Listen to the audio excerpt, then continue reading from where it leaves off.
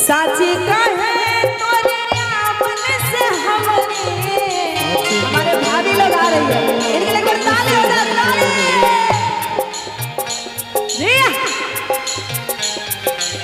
साची कहे तोरे आपन से हमारी अगिना में आइल बहार भौजी, भौजी अगिना में आइल बहार भौजी।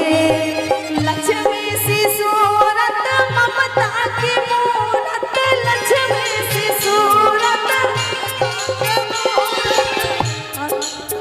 और भाभी भाभी भैया एक है और भाभी दो दो हैं। भैया दो शादी किए हैं क्या?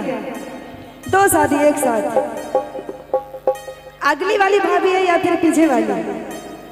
अगली वाली। दो दो लग रहा है तो दो भैया होना चाहिए। दो भैया भी हैं, कहाँ है? एक भैया नजर आ रहा है। ए कहाँ अन्याय शुरू हो गए देखो कि साची कहे तोरे आपन से हमरे, साची कहे तोरे आपन से हमरे अगिना में आइल बहार भौजी, भौजी अगिना में आइल बहार भौजी।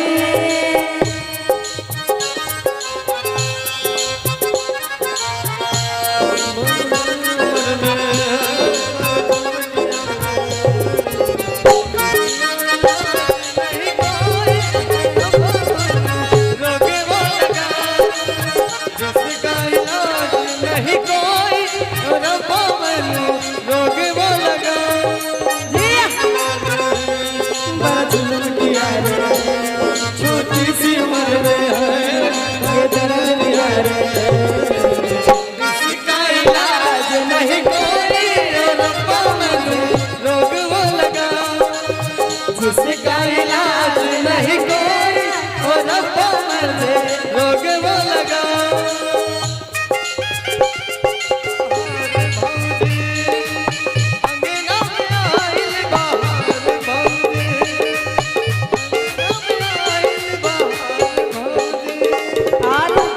भाभी के लिए, भाभी थोड़ा घूंघट उठा सकते हैं, घूंघट उठा सकते हैं हम, बुरा नहीं ना मानेंगे।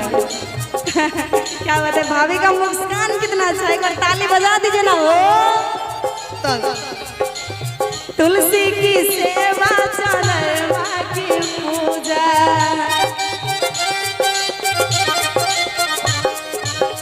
कजरी चैताया गनवा में पूजा।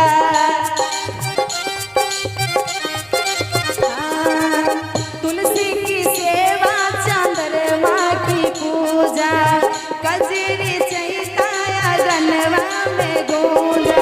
अब हमने जाना कि भगवा शिवा में, अब हमने जाना कि भगवा शिवा में होते हैं एक त्योहार भौजी, भौजी होते हैं एक त्योहार भौजी।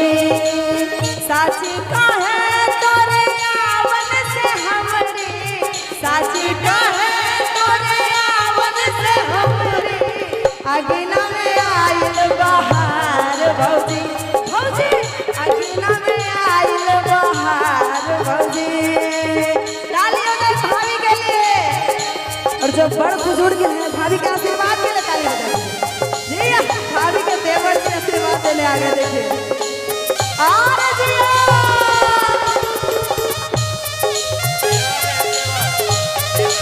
देवर हाँ क्या भाभी के मम्मी थी ना दिया।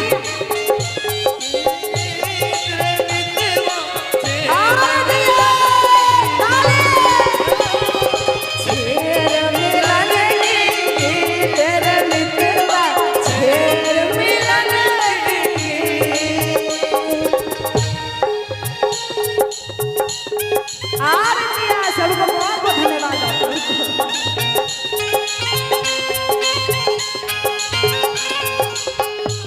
कितना आशीर्वाद मिल रहा है, हमको तो लग रहा है कि इस घर में भाभी को जिंदगी भर इतना आशीर्वाद मिलेगा। कितना सब प्यार करते हैं, देख रहे हैं भाभी आपको धन्य हो गए, धन्य। ऐसा घर में आपका शादी हुआ है, आप धन्य हो।